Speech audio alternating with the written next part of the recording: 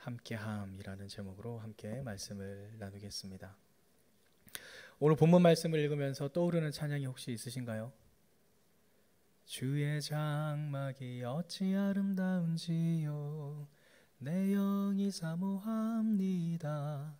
내 마음 다하여 당신을 사모합니다. 나의 왕 나의 주께. 아시는 분이 몇 분 안 계시는, 다들 아실 텐데 고대 끄덕이시는 분들은 저 동세대시라고. 네. 나쁘신가 기분이? 네. 어리 청년분들은 잘 모르실 수도 있는데 옛날에 자주 불렀던 주의 장막이 어찌 사랑스러운지 아름다운지요 찬양이 있습니다. 이 말씀을 묵상하면서 계속 그 찬양이 맴돌았습니다. 우리가 거하니 장막이 얼마나 아름다운가, 하나님의 성전이 얼마나 아름다운가. 그런데 우리는 착각을 하죠. 하나님의 성전, 하나님의 장막 그러면 건물로 착각을 하는데 건물이 아닙니다. 건물이 아니라 하나님의 임재를 상징하는 그 자체를 사모한다라는 뜻입니다. 저에게 딸이 있는데요. 이제 큰 딸이 이제 제법 말을 할 줄 압니다. 5살인데 제법 말을 할 줄 알아서 자기의 의사소통, 자기가 원하는 것이 무엇이고 싫어하는 것이 무엇인지 말할 뿐만 아니라 가끔 고급 접속사를 씁니다. 그래서, 그런데 라는 걸 쓰면서 어찌하여 뭐 이런 단어를 쓰긴 하는데 어느 날 제가 교회에서 이제 일을 마치고 조금 일찍 퇴근을 했어요. 그래서 한 6시 반쯤에 집에 들어간 적이 있습니다. 6시 반, 7시 다 돼서 집에 들어갔는데 저를 맞이하는 아이가 아빠 하면서 뛰어나와서 저를 보자마자 아빠 오늘은 어쩐 일로 이렇게 빨리 오셨어요? 그러는 거예요. 그래서 어쩐 일로라는 단어를 어디서 배웠는지, 그리고 도대체 내가 얼마나 늦게 왔길래 평소에 그런 말을 하는지. 그래서 오늘 보고 싶어서 왔지. 그러니까 그러면서 또 부끄러워서 도망가고. 그런 아이가 있는데 그 아이가 이제 제가 집에 오면은 좋아서 이렇게 나오는 이유가 있습니다. 항상 뭔가를 들고 들어갔거든요. 뭔가 들고 들어가서 아이가 좋아하는 초콜릿이나 과자나 아니면 선물이나 뭔가 봉투에 있으면 일단 그걸 봅니다. 아빠 하면서 말은 아빠인데 눈은 손 쪽을 향해 있습니다. 아빠 그러면서 그거 뭐야? 그냥 선물 오뉴 거? 그러면서 자기 거라고 늘 이렇게 먼저 선포를 하는 바람에 어떨 때는 숨기고 있다가 나중에 줄 때도 있고요. 아내 건데 자기 거라고 막 우릴 때도 있고요. 어쨌든 저를 반기는 이유가 있긴 있지만 그 주 목적은 이 손에 든 뭔가 자기에게 주는 혜택들, 뭔가의 그 선물에 더 있다라는 것이죠. 그런데 오늘 본문을 기록한 이 시인이 본문을 노래하면서 하나님의 성전을 사모할 때 그 모습은 저희 딸의 그 모습과는 정반대입니다. 정말 교회, 정말 그 성전이 사모되어서 하나님 앞에 나아간다는 겁니다. 그 성전, 아빠가 뭔가를 주거나 아빠 외에 딱 무엇 때문에, 다른 자기가 받을 어떤 유익이나 혜택 때문에 아빠하고 불렀던 제 딸과는 달리 이 성전을 사모하는 이 시인은 정말 그 하나님의 성전의 사모함이 얼마나 지극한지를 스스로 고백하며 노래하고 있다라는 사실입니다. 오늘 시편을 읽으면서, 그리고 아까 전에 제가 떠올랐던 그 찬양을 들으시면 오늘 시편 어떻게 들리세요? 상당히 그 평온한 가운데 아주 은혜가 넘치는 순간 속에 하나님을 찬양하는, 주의 장막이 어찌 아름다운지, 이렇게 막 우아한 어떤 발레리나가 나와서 우아하게 춤을 추듯이 이렇게 찬양을 하는 것처럼 느껴지실 수 있습니다. 하지만 반전이 있죠. 오늘 이 시편의 기자는 그러한 좋은 상황 속에서 이 기사를 쓴 것이 아니라는 사실입니다.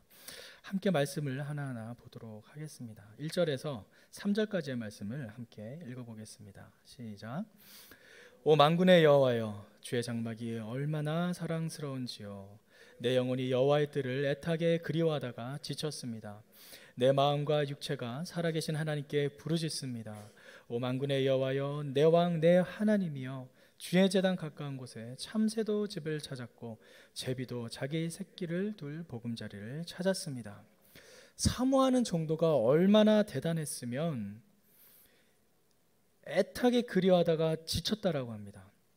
마음과 육체 전체가 하나님께 부르짖는다고 합니다. 무언가를 애타게 찾다가 지쳐본 적이 있으신가요? 무언가를 애타게 갈망하다가 내 영혼과 육체가 쇠잔에 서서 쓰러질 만큼 흔들려 본 적이 있으신가요? 솔직히 저는 그런 경험까지는 없습니다. 뭔가 제 욕구를 위해서, 채워지지 않는 걸 위해서 막 갈등하고 막 이렇게 스트러글한 적은 있어도 이렇게 어떤 사모하는 마음으로, 좋아하는 마음으로 내가 몸 바쳐서 사랑하고 물론 아내를 그렇게 사랑합니다. 네, 아내 빼고요. 다른 어떤 거에서 막 사모하고 막 그런 것들에 대해서 이렇게 쓰러질 만큼 막 쓰러져서 내 몸이 쇠잔해집니다. 이런 고백이 나올 만큼 어떤 것을 사모했던 그런 경험.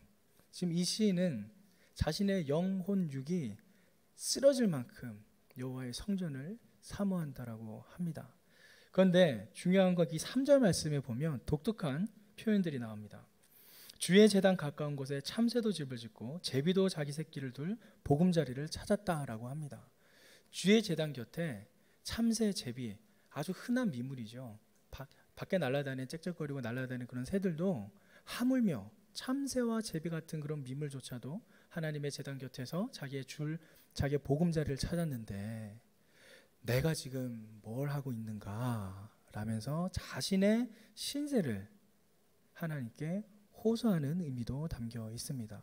또 한편으로는 주의 제단 속에, 주의 제단 근처에 참새나 제비가, 새가 둥지를 틀었다는 것은 무엇을 의미하나요? 그 주의 제단 근처가 폐허가 되어서 사람이 찾지 않는 곳이 되었다라는 것을 시사합니다. 지금 이 시인이 노래를 하는 이 성전은 우리가 생각하는 아름다운 솔로몬의 그 성전이 아니라 이미 신학자들의 의견에 따라서 이미 바벨론 침공 이후에 무너진 성전, 이미 폐허가 되어서 망해버린 그 땅 가운데에 아름다웠고 좋았던 그 성전의 모습은 온데간데 사라지고 없고 이미 사람들의 발길이 끊어져 버린, 그래서 아무런 사람이 찾아오지 않으니 그 주의 제단 가운데 동물들이 집을 짓고 살아도 전혀 어려움이 없는 그런 지경이 된 성전을 바라보며 노래를 하고 있는 것입니다. 그런데 그런 성전에 있는 참새와 제비가 그렇게 부럽다는 겁니다. 주의 제단 곁에 있으니. 그래서 이어지는 4절 말씀에도 주의 집에 사는 사람은 복이 있습니다. 그들이 항상 주를 찬양할 것이라고 고백을 합니다. 참새와 제비, 하물며 그런 미물조차도 주의 집에 있는 것들이 너무나 부러운데 주의 집에 산다는 것이 얼마나 좋겠는가. 이 시편 기자는 지금 이미 무너져버린 그 성전 속에서 하나님의 어떤 역사하심 속에 성전의 화려함에 그런 그림을 그리는 것이 아니라 폐허가 되었을지언정 그곳에 임재하였던 하나님의 임재가 그리웠던 것입니다. 어떤 화려한 건물이 무너져서 안타까운 게 아니고요. 그 성전이 상징하는 바 바로 하나님의 임재를 그리워했던 것입니다. 남자들이 흔들리는 때가 있죠. 언젠가요? 가을바람이 불으면 흔들린다고 합니다. 저만 그렇군요. 가을바람이 불면 공기 냄새가 좀 달라져요. 그래서 이런 바람 냄새가 있고 저런 바람 냄새가 있는데 제가 좀 후각이 좀 예민해서 그런지 바람 냄새를 맡으면 이 바람 냄새는 내가 언제 맡았던 냄새, 이 바람 냄새는 수련회 끝나고 찬양 예배 끝나고 맡았던 냄새, 시골에서 뭐 했던 냄새, 도서관에서 공부 마치고 나왔던 냄새, 커피 한잔 했던 냄새, 그런 바람의 냄새들이 있어요. 그런 바람의 냄새들이 있는데 혹시 여러분들은 어떤 추억을 떠올릴 때 이렇게 그리워지는 그 추억들, 이렇게 사모하게 되는 추억들, 그 추억들 속에서 어떤 것을 가장 행복한 것으로 여기시면서 그리워하시고 있나요? 어떤 추억이 여러분을 가장 나 이것만 생각하면은 정말 행복했어, 정말 그리웠어, 이것만 생각하면은 좋아, 그랬던 기억 있으신가요? 저에게는 그런 기억이 있습니다. 지금도 그리워지는 때가 있어요. 그때 제가 특별한 직업이 있었던 것도 아니고 변변찮은 월급을 받았던 때도 아니고 그냥 일개 수학 강사를 하던 때였었는데 그때 제 하루 일과가 아침에 일어나서 큐티하고 새벽 기도 가고 큐티하고 말씀 묵상하고 난 다음에 오후에 학원에 가서 강사 생활을 하고 다시 저녁에 집에 들어와서 그냥 또 말씀 공부를 하는 거였어요. 그냥 성경만 공부하는 때였어요. 그냥 하나님 말씀을 보는 그때가 너무나 행복했어요. 지금도 행복합니다. 중요한 건 그때 말씀을 계속 묵상했던 그 순간이 그저 평안했었습니다. 지금 돌아볼 때는 분명히 그때도 걱정도 있었고 당시 제가 일주일을 살 때 들어갔던 비용이 제 기억으로는 7만 원인가 그랬어요. 부산을 왔다 갔다 하면서 버스 요금까지 다 화, 수, 목, 금을 부산을 왔다 갔다 하면서 창원과 부산을 왔다 갔다 하면서 아침 먹고 점심 먹고 저녁 먹고 버스 비용 다 되고 해서 제가 살았던 그 비용이 일주일에 6만 원에서 7만 원 사이였습니다. 근데 그 6만 원 7만 원 사이에서 해결할 수 있었던 밥은 뭐가 있을까요? 라면입니다.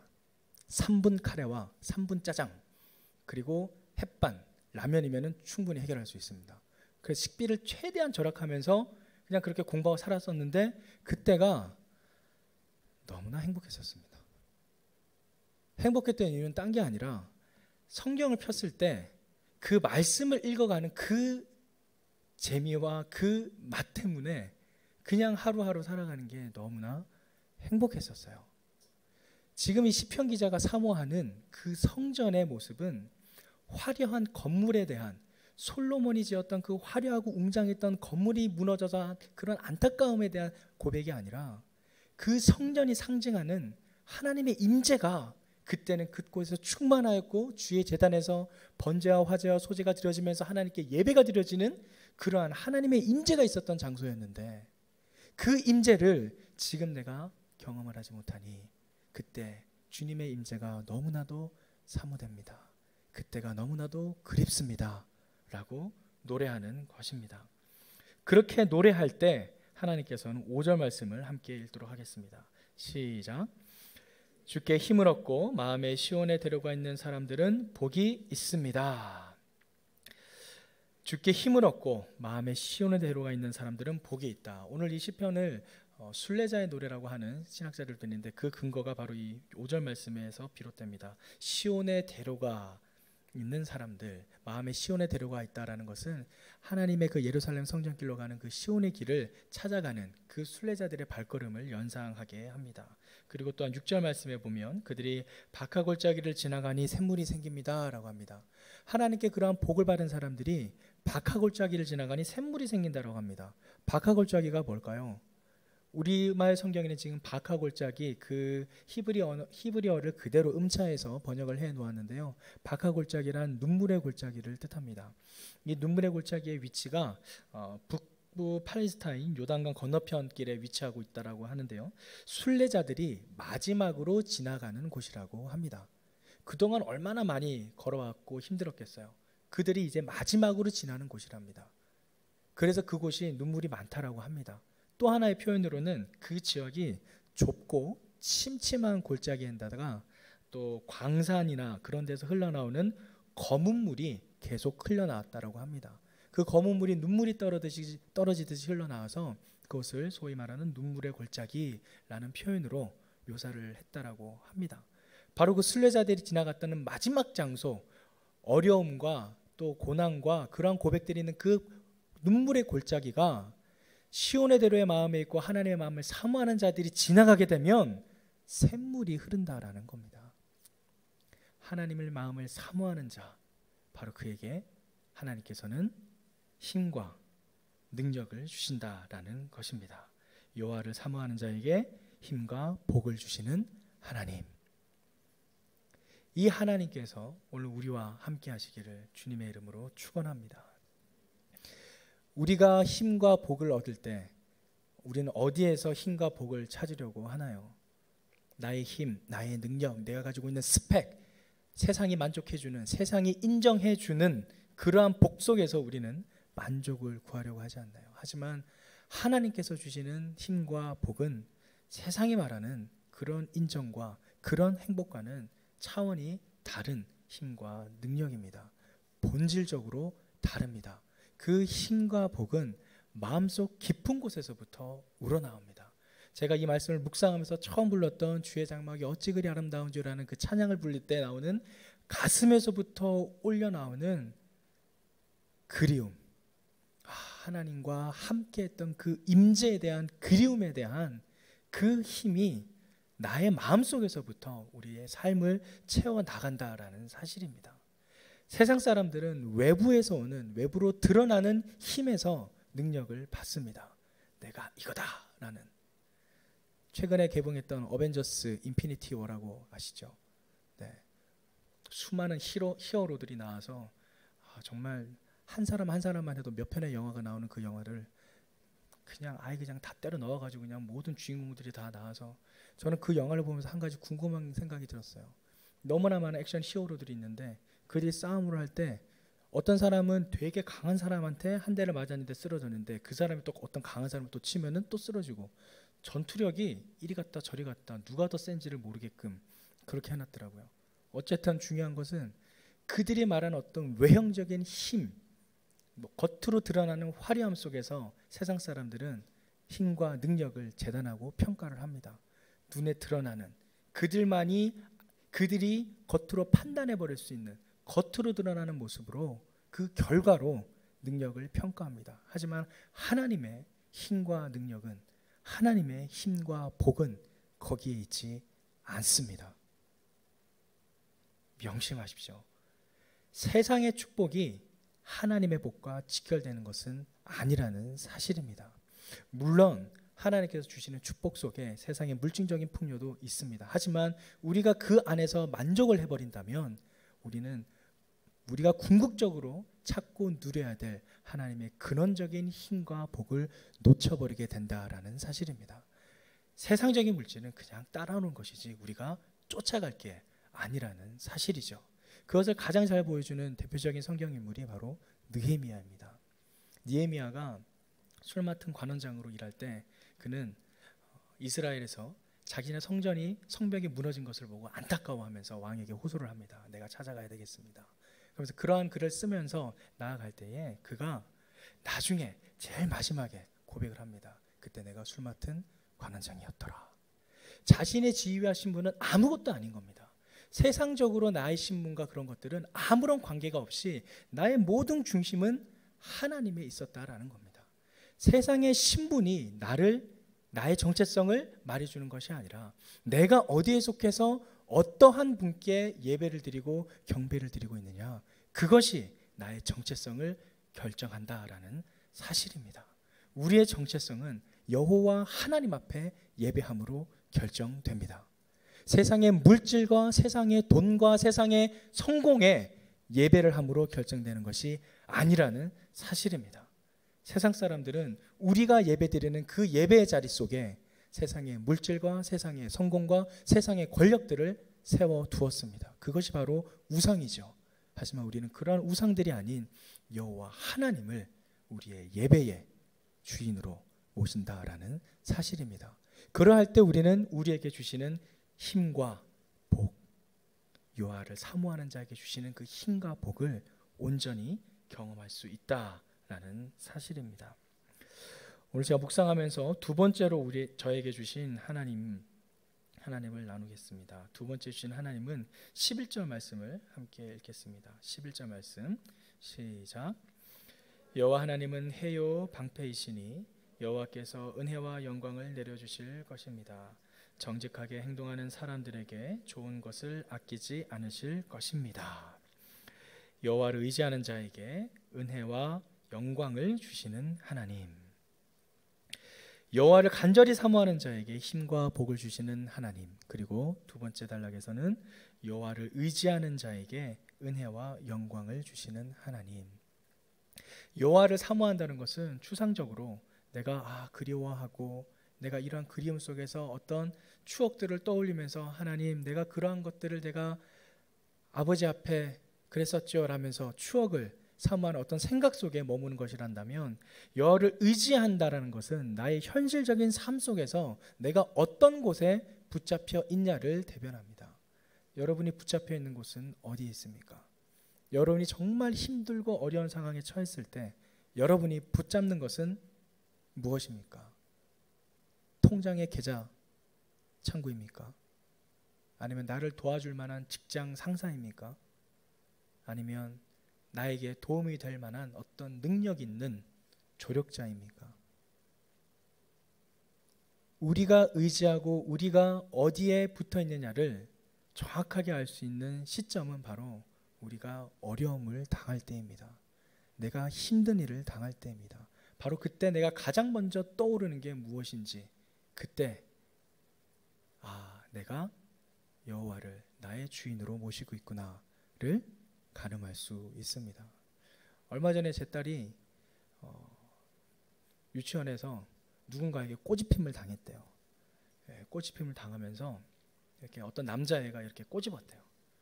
뭐 그 아이 딸의 말을 다 100% 믿을 수는 없지만 그 말 듣는 순간 좀 욱했죠. 어떤 놈이 지금. 저는 지금도 제 딸이 결혼식을 갈까, 결혼을 할 수 있을까 걱정을 합니다.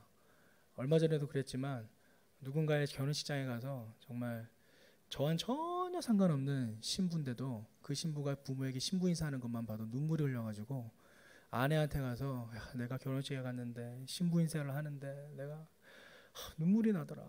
그럼 난 또 아내한테 좀 위로 좀 받으려고 그 얘기를 했더니 아내가 또 그걸 듣고 우는 거예요. 아내 펑펑 울길래 이런 내가 괜히 말해가지고. 지금도 저는 누군가 내 딸의 남편이 된다면 일단 한 대 맞고 시작하자. 어디 감히 내 딸을 꼬셔가지고. 그런 마음이 있는 전데 꼬집힘을 당했다는 거예요. 순간 너 이걸 어떻게 알아내냐 그러면서 내가 두 주먹이 져지는 순간 아내와 이런저런 이야기를 하면서 정리를 이렇게 했습니다. 우리가 기도를 안 해서 그렇다. 우리가 기도를 안 했다. 욥기를 봐라. 욥기에 보면 아내가 이제 뻥찝니다. 갑자기 무슨 욥이고 기도고 그러길래 욥기에 보면 욥이 아침마다 일어나서 아디 자녀들을 위해 번제를 드리는 장면이 나옵니다. 부지 중에 하나님께 죄를 범했을까봐 자녀들을 위해 화목제를 드리는 장면이 나오는데 그걸 보면 부모가 자녀를 위해서 기도를 한다는 것은 그 자녀들이 부지 중에라도 하나님의 길이 아닌 다른 곳을 벗어났을 때 또는 죄악 가운데 있을 때 또는 보호받지 못할 상황 속에 있을 때 우리의 기도가 하나의 울타리가 되어서 우리의 자녀들의 길을 하나님 안으로 지켜줄 수 있는 보호막이 된다는 거다. 우리가 기도를 안 해서 그렇다. 우리가 기도를 해야 된다. 어떤 놈인지 모르겠으나 우리 딸의 볼을 이렇게 잡았던 거는 그 아이가 그렇게 하고 싶은 마음을 들게 하는 뭔가가 작용을 했을 거다. 그 마음을 움직이는 게 누구냐? 사탄 아니면 하나님이다. 그럼 우리가 기도를 해야 된다. 그런 마음이 들지 않도록 그 말 가운데 지켜내도록 기도해야 된다. 라고 하니까 아내가 그제서 고개를 좀 끄덕이는 거예요. 그래서 제가 한마디 했죠. 이제 좀 목사하고 결혼하는 것 같지? 그렇게. 네. 중요한 것은 어떤 어려움 속에 있을 때 우리가 정말 의지해야 될 분이 누군가를 우리는 어디에서 찾느냐라는 것입니다. 방법을 찾을 수 있겠죠. 아주 작은 일이지만 유치원을 찾아가서 제 딸이 이런 일을 당했으니 CCTV를 보고 싶습니다. 확인을 해서 법정 소속으로 가서 성추행인지 뭔지 한번 따져보겠습니다. 이렇게 가게 되면 그거는 그냥 아무것도 이룰 수가 없는 겁니다. 우리가 세상에서 걸어가고 경험을 해야 되는 것은 하나님 된 백성으로서 세상 사람들이 감당하지 못했던 하나님의 선을 어떻게 삶 가운데 실천하느냐를 직접 살아내는 것이라 저는 믿습니다. 그렇기 때문에 기도하고 말씀 가운데 주님의 길을 걸어가는 것이 삶 속에 나타나야 된다라는 것입니다. 오늘 여호와를 의지한 자에게 은혜와 영광을 주시는 하나님, 이 하나님은 바로 그렇게 내가 가장 어렵고 힘든 가운데 있을 때 하나님을 의지할 때 비로소 은혜와 영광 가운데 우리를 세우게 하신다라는 사실을 보여줍니다. 사랑하는 성도 여러분, 우리가 의지해야 될 바, 우리가 사모해야 될 바를 세상이 추구하는 바에서 찾지 마시고 여호와 하나님 앞에서 찾으시기를 주님의 이름으로 축원합니다. 바로 그때에 우리는 비로소 진정한 평안을 누리며 안식할 수 있습니다. 그것이 하나님께서 주시는 우리에게 주시는 가장 큰 최고의 복입니다. 얼마 전 담임 목사님께서도 이러한 것에 대해 설교하시면서 우산에 대한 비유를 하셨어요. 이렇게 우산을 쓰고 있을 때 비가 다른 곳은 내려도 우산 내린 곳은 안 맞게 되는 것처럼 하나님께서 우리의 그런 우산, 가름막이 되셔서 떨어지는 모든 어려움들과 고통들과 악들을 막아주신다라는 것이죠. 그 방패 되시는 하나님, 우리의 가름막 되시고 우리를 보호하시는 하나님, 그 하나님 앞을 찾아갈 때 우린 비로소 하나님께서 주시는 힘과 복과 은혜와 영광을 경험할 수 있다라는 사실입니다. 오늘 시편 기자가 사모한 것은 외형적인 건물이 아니라 바로 그러한 여호와의 임재하심입니다. 여호와의 임재하심을 사모하십니까? 여호와의 임재하심을 의지하십니까? 제가 오늘 이 말씀을 묵상하면서 떠올랐던 찬양이 한 찬양이 더 있는데요. 아까 찬양했던 주의 장막이 얼마나 사랑스러운지요. 그 찬양 이외에도 주 임재 안에서라는 찬양이 있습니다. 가사가 내 모든 것 나의 생명까지 다 주님 앞에 드립니다. 주 임재 안에서 이제 내 영혼 자유해. 내가 주의 거룩한 이름 높이며 예배하리. 우리가 온전히 주님 앞에 있을 때, 주님의 임재 안에 있을 때 우리는 비로소 진정한 자유를 누릴 수 있습니다. 다시 말씀드리지만 오늘 시편 기자는 평안하고 행복했던 시기에 이 글을 쓴 것이 아닙니다. 이미 망했고 패전한 국가 속에서 무너진 성전을 바라보며 하나님의 그 임재를 갈망하고 지금은 갈 수 없는데 저 미물인 참새아제비도 둥지를 틀어 사는 그곳에 머물렀던 하나님의 임재를 사모하는 고백을 기록하고 있습니다. 사랑하는 성도 여러분, 우리의 삶이 어느 곳에 있든지 어떤 환경 속에 있든지 주님의 임재하심으로 승리하는 우리 모두가 되길 축원합니다. 그것이 진정한 하나님의 임재를 경험하는 우리의 삶이 될 줄 믿습니다. 이 시간 함께 이 찬양 함께 부르고 기도했으면 좋겠습니다. 주 임재 안에서